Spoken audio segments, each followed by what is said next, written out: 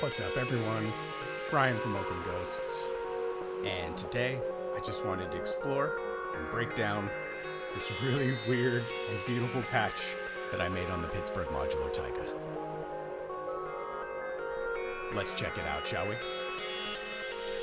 Man, every time I think I'm not so sure about the Taiga, I just come up with something really interesting and weird out of it and love it again. It's such a interesting instrument. It helps to remember that it is very much so, and at least feels like more of a collection of Eurorack modules than it does a direct synth. It's not as immediate as, say, the Nix or, the Mother 32 or any of those sort of instruments. It takes a little bit more finesse, and it definitely has its own unique character and sound. But every time I really dig in, I almost always find something really cool that I love about it. And this patch is another example of that. So this patch started, I was experimenting with the Modern Sounds Pluto for a little bit, and I actually returned it because it ended up just not being for me. And I wanted to see if I could make the Taiga do some of the things I really liked about the Pluto in a more controlled manner. And I think I got there. So what I was trying to do, what I loved about what the Pluto does is it kind of plays two sequences at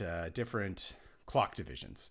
So the first thing I needed to do was make the Taiga act as in duophonic mode, where I could play more than one note at a time, because it is a monophonic synth, although you can assign an oscillator to be a second voice, basically. I'll explain it in just a sec, but let's just so you can hear it. So you can hear there's kind of a low don't, and that's going really slow. And that's mostly being controlled by oscillator 1, except when both oscillators are playing at the same time. So as long as two notes aren't playing at the same time, both oscillators are playing that low note. But in order to get two different pitches playing at the same time, you need to switch to duophonic mode. So you do that by setting up the settings and then sending the velocity, which is the kind of control to control it into duophonic mode. You send that to the pitch of one of the other oscillators. So in this case, I have it going to oscillator 2. So in theory, the higher melody is also being controlled by both oscillators. But when they both play at the same time, since they're different pitches, then the higher one will be carried by oscillator 2 and the lower one will be carried by oscillator 1. So that was the first thing, was being able to get them to both play at the same time. Now this does some interesting things, like it doesn't make the filter work the way you think, because it's a single filter and it's a single VCA. So it adds some interesting character. If I were to take this out of that, or even just play, like for example, you can hear it, the short notes going really short. Now if I were to just play the lower part, here, I'll do that right here. One sec. So I haven't changed any filter settings. Now it's just playing that low one, and you'll notice that it's not going with the short release. It's really opening everything up. So that's when it's not playing basically duophonic. It's dedicating the filter to that. It has to act a little different and make some interesting character choices when you have both playing at the same time. And that I actually really liked. Because one thing it does is it makes the sound of this one change, of oscillator 1 change when they get split and then come back, which almost sounds like a modulation source. It's really cool. So yeah, for oscillator 1, I just have it as a sine wave, which with some shape CV, so it's changing the wave folding a little bit. For both oscillator 1 and 2, I split ADSR1, so this guy here. I sent it to the mixer and then I splitted it out. So ADSR1 is controlling the shape modulation of both of these oscillators. So that's giving it just a little bit, twisting the shape knob and folding it a little bit to give it a little extra kind of texture, I guess. And then, the only other thing that I really did here was for the third oscillator, I pitched it up really high and I sent the sample and hold to the frequency modulation, so you start getting these kind of bleeps and blops randomly coming out.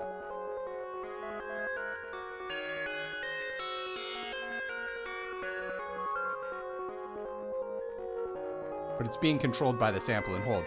And the hold, the thing that's making it tell it when to send another signal, is actually coming from my subharmonicon, which is playing another part in the song. And that way it just kind of keeps it in time and in sequence.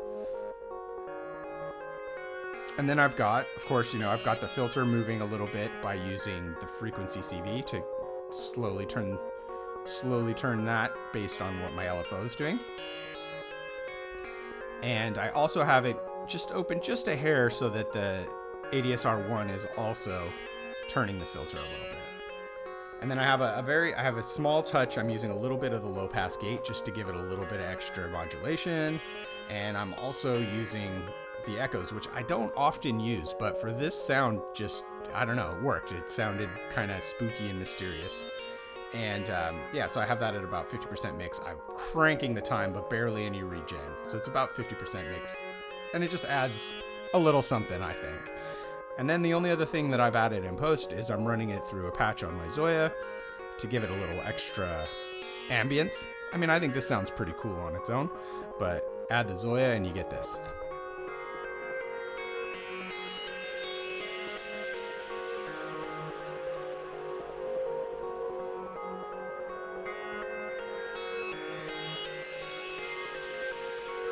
Which I think just sounds amazing.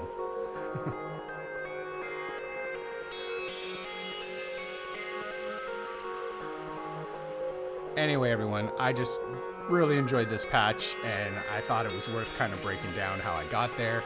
And a lot of times when you're seeing a full song, it's hard to pick out what instrument's doing what. You could easily assume that, both these two parts are being played by a different instrument if you didn't know. So I just thought I'd share this patch because I think it's really cool, and it's always inspiring to me when I see people's patches and how they're using different pieces of gear to get crazy sound design. So if you found this interesting or you found it helpful, please consider subscribing. It's always a great way to support the channel, and it helps us out a ton, and I appreciate you guys to no end. Thanks for staying with me. I'll catch you on the next one. Ryan out.